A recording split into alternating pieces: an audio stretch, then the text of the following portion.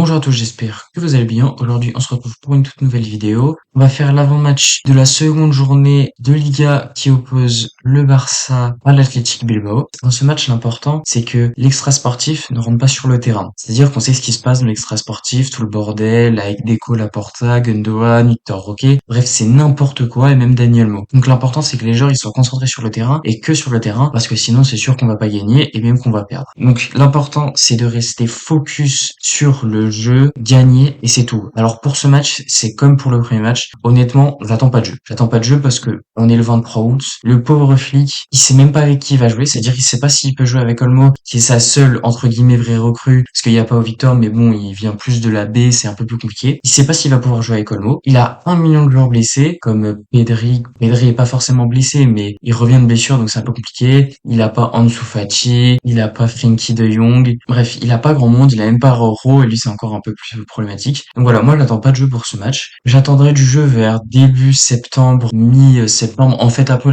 après la trêve internationale, à peu près. Donc voilà, moi, j'attends pas de jeu pour cette rencontre. Pour la forme des deux équipes, donc le Barça ressort d'une victoire à l'arraché, un peu compliquée sur la première mi-temps, mais plus convaincu sur la seconde face à Valence. Une victoire donc 2-1. Du côté de Bilbao, ils ont fait un nul un partout face à Getafe lors de la première journée. Alors franchement, c'est pas à prendre en compte. C'est comme s'ils avaient pas fait de match. Bon, tant pis pour eux, ils ont perdu 2 points, hein, c'est pas notre problème. Mais ce que je veux dire, c'est que déjà, ils avaient pas tous les titulaires. Nico Williams, il est rentré, je crois, à la 88e minute. Mais surtout, bah déjà, c'est la première journée. Mais surtout, ils jouaient contre Getafe. Et Getafe, c'est des énormes catcheurs, des gros malades mentaux et des psychopathes. Chaque année, ils nous bousillent notre saison. On a minimum blessé avec eux, limite, à chaque rencontre. Chaque match contre Getafe, c'est un peu un cauchemar. Et je trouve qu'il n'y a pas grand chose à ressortir de ces rencontres. Et donc, ça sert à rien de se baser sur cette rencontre pour dire, ah, cette année, Bilbao, je pense qu'il va être un peu moins fort. Donc ça, franchement, ça sert à rien, d'autant plus que c'est la première journée. Sur ce match, il y a un truc qui est important, c'est forcément le duel Koundé-Nico Williams. Alors, pour parler vite fait de Nico Williams, il y en a qui disent, oui, s'il célèbre, s'il marque des buts, c'est la honte, etc.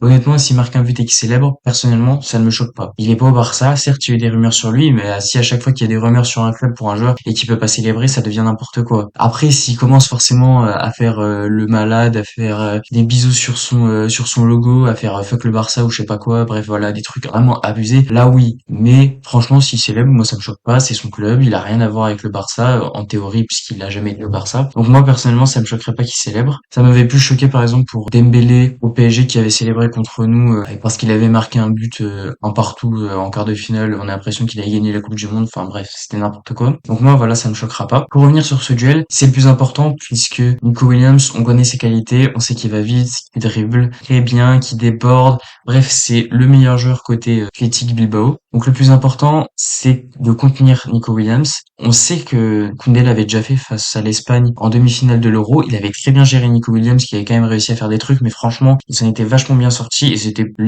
voire le meilleur homme du côté de l'équipe de France sur cette demi. Donc on sait qu'il peut le faire. Et moi, je pense que le meilleur, ce serait qu'il y ait une prise à deux, que ce soit par Lamine Yamal ou même le défenseur central droit. Donc je pense que ce sera Koubarsi qui vienne aider Koundé parce que Nico Williams, s'il fait du sale à Koundé, on est fini. On est fini. Il va nous faire des trucs de fou, des dribbles, des sombreros, bref, n'importe quoi. On va prendre très très cher en défense. Déjà qu'on sait que franchement, on n'est pas bon en défense. Si en plus on commence à se faire humilier par Nico Williams, franchement, on va prendre tarif. On va prendre tarif. Autre point qu'il faut souligner, c'est le milieu. Parce que bah ça va être compliqué, il n'y a pas grand monde au milieu, c'est à peu près le même milieu que contre Valence, on a juste le retour de Fermin Lopez, mais le mettre titulaire, c'est pas forcément la meilleure idée puisqu'il revient quand même de vacances, même s'il a déjà entre guillemets fait sa pré-saison avec les JO, c'est pas une bonne idée de le mettre titulaire et on peut pas non plus compter sur Pedri parce que si on le met titulaire, bon il va se blesser c'est sûr 100%, moi je le mets pas titulaire jamais. Ouais, tu peux le faire rentrer à la 60e minute, là oui c'est plus probable, comme ça il joue 30 minutes et après